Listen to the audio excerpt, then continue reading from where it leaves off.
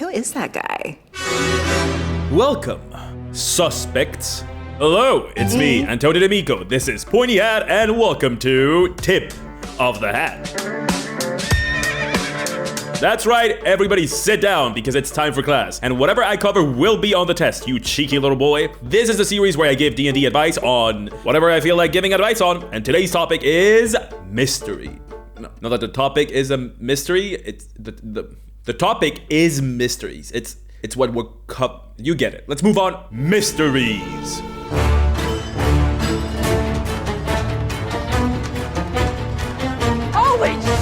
So first off, what is a mystery? Or rather, how am I using the term in this video? I'm using mystery as a type of adventure you can run based on uncovering the truth behind something. I'm not gonna talk about campaign-wide mysteries, as in, I'm not gonna talk about how to run a campaign based on a mystery. If you want advice on how to run a 35-session long campaign based on uncovering where it is stored, this is not gonna be the video for that. I'm talking about contained adventures that you can run as part of a campaign or standalone one-shots that revolve around the players investigating something and finding out the truth. The most common and my personal favorite version of this is your regular murder mystery. But everything I say could be applied to, I don't know, investigating a crime and who committed it, like cop procedural D&D edition or something. Okay, now that I say that out loud, that does sound fun. Play your party where everybody's a private detective? I would play that.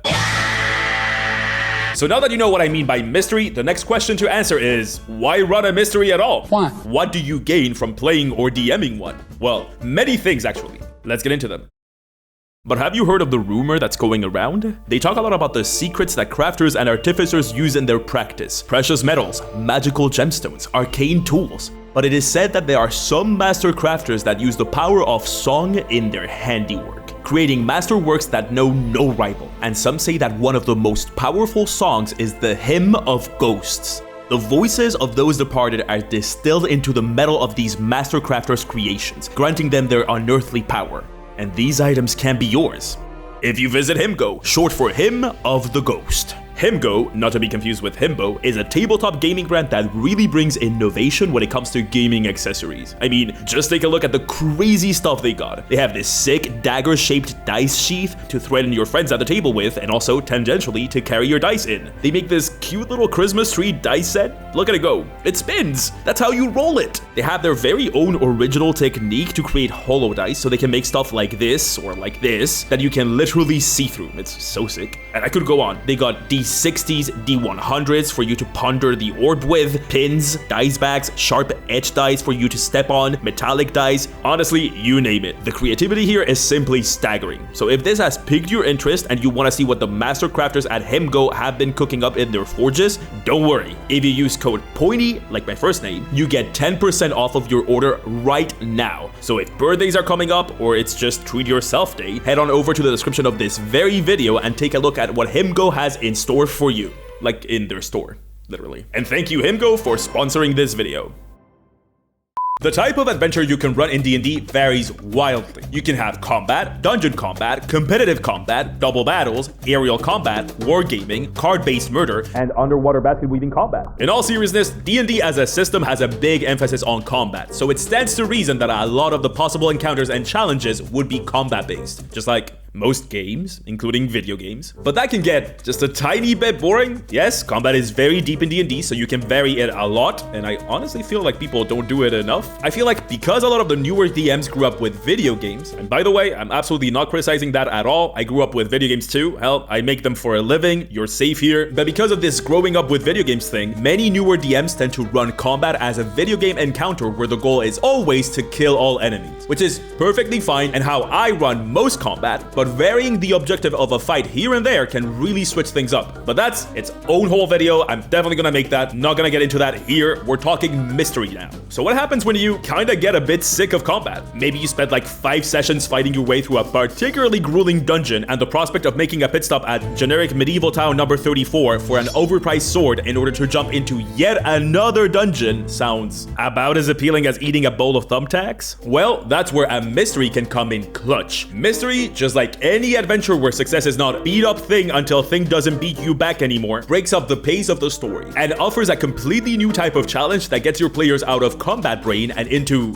a different brain. We can't possibly live on hit goblin with a stick brain forever. It's a really good palate cleanser that adds a much needed tone shift to the game. Not only that, but for as much as D&D puts emphasis on combat, it also has a ton of systems and abilities that are not combat centric, and you'd be doing a disservice to your players if you choose to neglect that whole side of the game. What's the point of your player taking non-combat spells and abilities if they are never out of combat for anything important? What's the point of the bard taking expertise in performance if they never get the opportunity to distract the guards long enough for the rest of the party to gather clues in a high security area? What's the point of a wizard taking keen mind and speed reading if it isn't to go through the library books at match speed and unlock their 8th belly button to find out all the information known to man? What's the point of a druid casting speak with animals if they never have the chance to go up to a little mouse and ask, "What did you do with the body?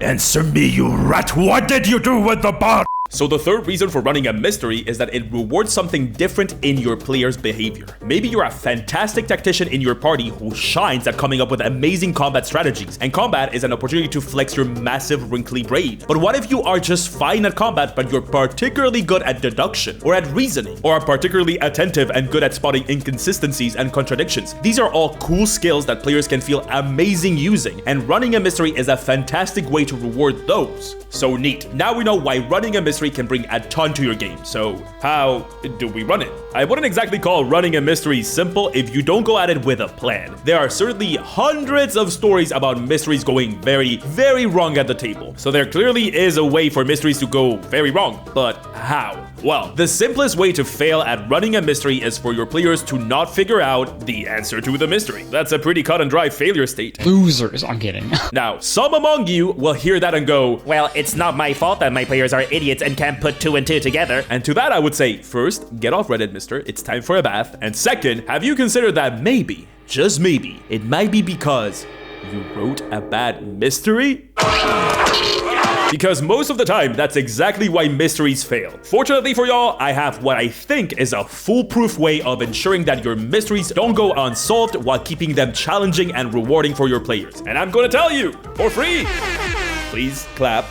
Here is the Pointy Hat Guide to Mystery Making. Disclaimer, I have looked around and I have not found a similar method to this. If it exists, that's cool. Let me know. I'm not trying to take credit for someone else's work. This is just what I've learned from running one of these guys in every campaign I've run.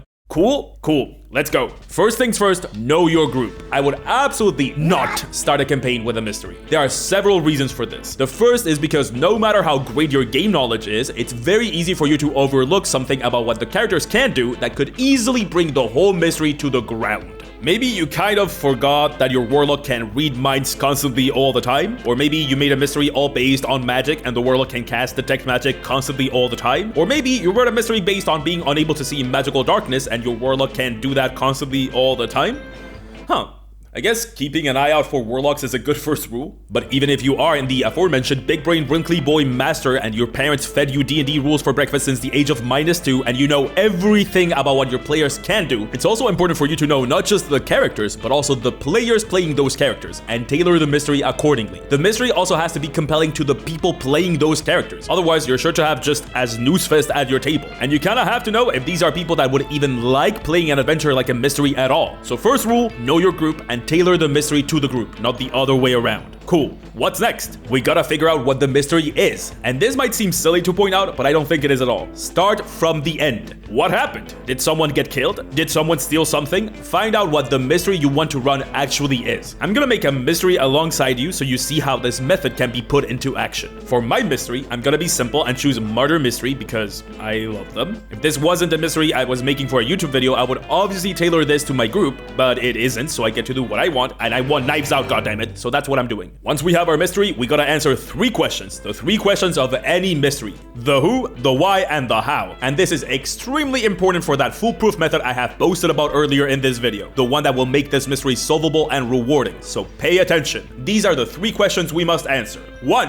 Who did it? In order for any murder mystery to happen, it's sort of important to have a murderer. Yes, I did it. You can just do a regular murder, or you can get fancy with it. Maybe what seems like a murder ends up being just a very unlikely series of incidents, and the mystery is about clearing the name of whoever got blamed. Maybe it's not just one murderer, maybe it's a bunch, maybe it's every suspect deciding to band together to murder the victim. Maybe this is just literally Murder in the Orient Express. If your group doesn't do the whole reading books thing, you can totally get away with this, by the way. Maybe the person who got killed is actually not dead at all, and they pretended to be dead to frame someone for their murder. I like that one, actually. Let's do that one. For my example, what appears to be a murder mystery is not a murder mystery at all, but actually someone pretending to have been killed and framing someone for their murder. Let's say these are two business rivals at, I don't know, what settings do I like? A circus. That's right. A man and a woman own a circus, and the man decides to frame the woman for murder, his own murder. The drama. Sick me now. We have our who did it. Time to move on to why did they do it? This is what experts and people that know how to spell call motive. The reason behind the crime. This one can really dictate the tone of your adventure. I hated her so much. Flames on the side of my face. Do you want a dastardly mustache-twirling bad guy? Give him a I want money motive. Want a nuanced tale of murder and passion? Don't make the motive money, but something the players can empathize with. This is where you decide the vibe of the adventure, so choose wisely. Personally, I'm a big fan of jealousy. I can't resist writing haters. It's in my blood. So for our little circus mystery, let's say that the man is jealous of the woman and all the praise and money she gets from her act, so he decides to frame her for his own murder and then get out of town with the other members of the troupe who are all in on it once she's out of the picture. Gaslighting, gatekeeping girl boss versus manipulate, mansplain male wife, the battle of the century. Okay, we got a why. On to our final question. 3. How did they do it?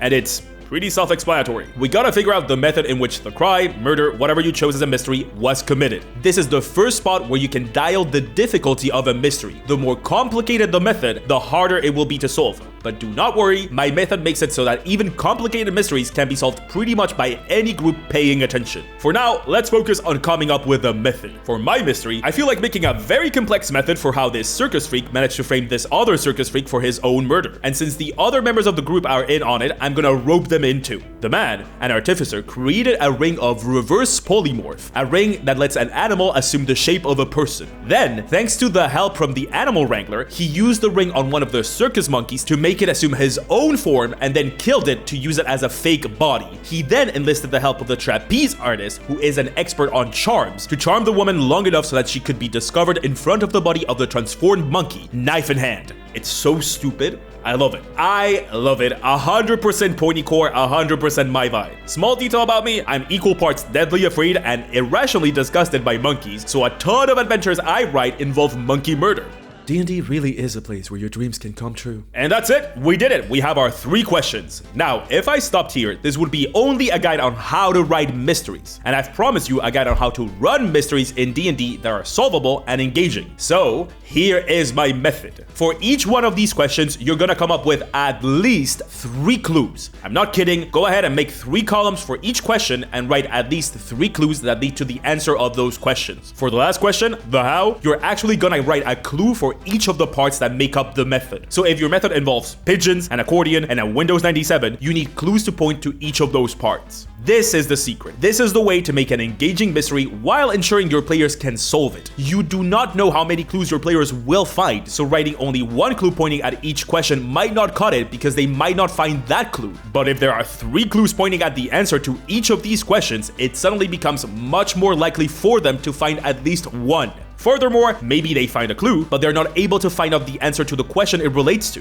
But a second clue might do the trick. By multiplying the number of clues, you are decreasing the chance of players not finding a clue and increasing the chance of them coming up with the answer to the mystery on their own, getting that satisfying feeling of solving a mystery. This is the best way to dial the difficulty up or down. Want a harder mystery to solve? Drop less clues. Want an easier mystery? Drop more. Because you will then scatter these clues around, it will never feel like you're handing out the answer to your players. Rather, they will feel like they found something you had hidden for them to find since the beginning. Because, well, you did. And these clues can be anything. It can be something a character says, incriminating evidence they need to bring to the authorities, or anything else. For the circus mystery I wrote here, some of the clues could be the plans the artificer followed to make a ring of reverse polymorph, or letters he wrote about how much he hated the woman, or components to the charm spell the trapeze artist used. Write your clues, scatter them around for your players to find, either hidden or in plain sight, depending on the clue, and there you go. As a closer, I'm gonna add here some fail-safes that you can add to your adventure to ensure that this runs smoothly. First, a friendly NPC that can sort of nudge the players in the right direction is always a good idea to have for these adventures. They can even have clues for the party the NPCs doesn't realize are clues at all. In this adventure, maybe one of the members of the circus was loyal to the woman and not in on the plan, and they can talk about how much the other circus members hated the woman. The NPC would not realize this is a clue at all, but this will definitely alert the players and set them on the right track towards solving the mystery. It's also good if you need to nudge them towards a place they have forgotten to check while keeping it all diegetic, which is a fancy word for in fiction. Second, think about your characters as separate from your players. If someone is playing a super genius wizard with a 27 intelligence, you can very much be like, hey, with your intelligence, you might think it's weird that, and then give a hint. Ditto for someone with high insight. Maybe someone with high charisma would be tipped off by people acting strange, or they might even pick up on relationships between NPCs and the undercurrents of conversations. This is a great way for the characters the players built to feel like their own people, separate from the players, without you going, okay dummies, you haven't figured it out yet, so here's a hint. I mean, it's basically that, but it feels much better and in fiction. Third, and this is a weird tip, if you like combat,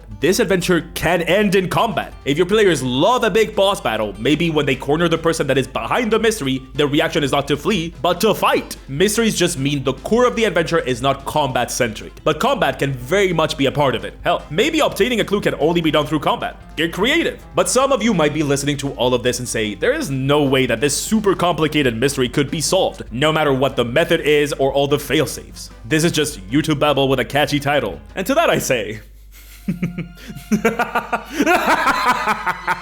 you have fallen into my trap. I lied. I have not been writing this mystery along with this video, for you see, this very murder mystery I pretended to so innocently write in front of you has been written for years, and I've run it dozens of times for different groups. And you wanna know something? Every single one solved it. Yep, sorry for the little white lie, but it's true. This is a mystery that has not only been run by me, but by a whole bunch of people, and honestly, I've heard great results and seen great results myself. It's one I use quite often when DMing a new group, once I get to know them and see if they feel like a group that would enjoy a mystery. So yeah, I kind of promise to you that it will work, but if your group is attentive and would enjoy a murder mystery, this method has given me great results. It's just a shame that all those questions and all those things are just living in this little video of mine, and you're gonna have to write your own rules. Go back in this video, write a little bit, pause it, then write again. Sounds like a ton of work. Good luck with that. Except no, yet another reveal. I wrote the Pointy Hat Guide to Mystery Making, and if you're a good detective, you can find it for 100% certified free in the description of this very video. It's got all the questions and tips to write a mystery I outlined here, a table to fill up with your clues and where those clues are, basically everything you need to run this method. So go out there, put on a dumb hat that guy with the pipe likes to cosplay in, turn yourself into the kid version of yourself, put on the weirdest possible southern accent, and solve some mysteries. Very good, detective. Yes, I did it.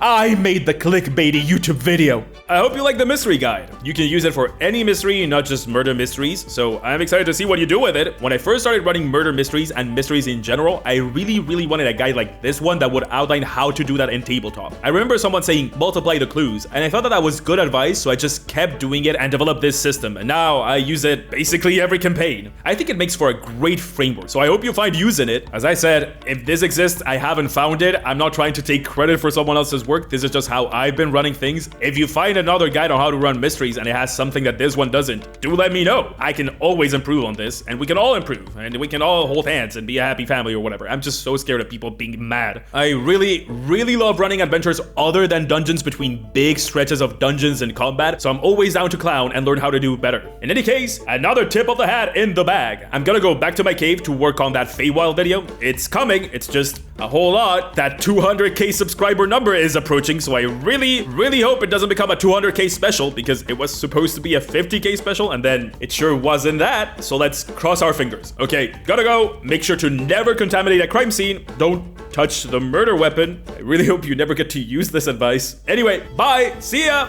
Love you. Mwah. Hey, scumbags, it's the cops! It's the cops!